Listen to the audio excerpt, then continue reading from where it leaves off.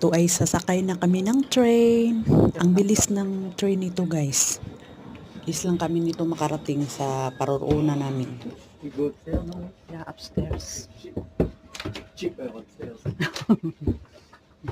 Dito kami sa taas para makita namin ang view sa labas habang umaandar yung train.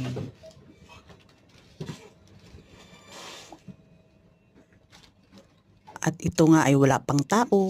Pipili kami ng maupuan namin.